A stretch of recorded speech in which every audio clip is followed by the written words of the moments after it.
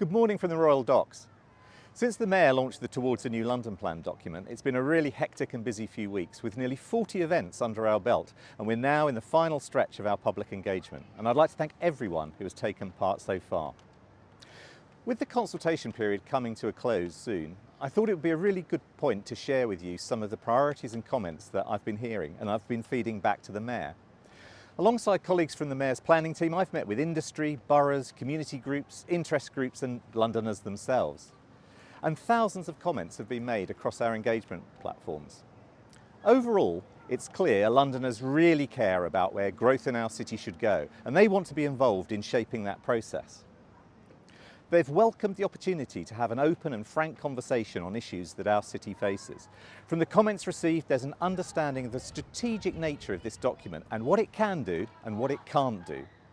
On housing, we're hearing that Londoners want their needs put first.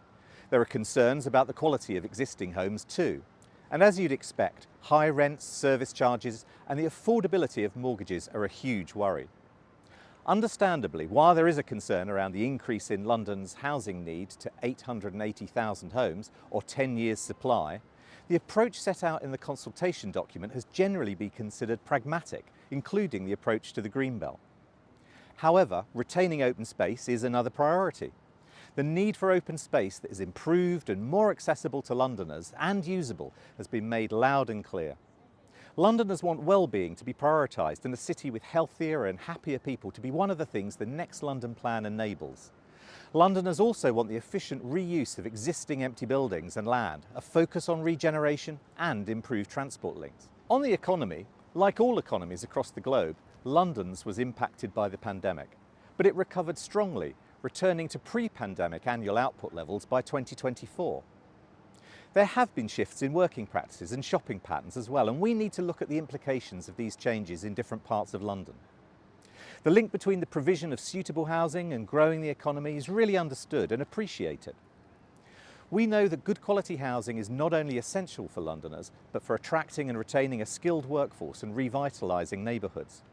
Londoners also care about the health of their local high streets, affordable workspaces to encourage innovation, and they want to see more independent businesses. Safety for nighttime workers has been raised, as is a transport network that works and connects every part of the city. We're at a key crossroads to plan for London's future, and Londoners have an opportunity to shape how their city grows and get this once-in-a-generation opportunity right.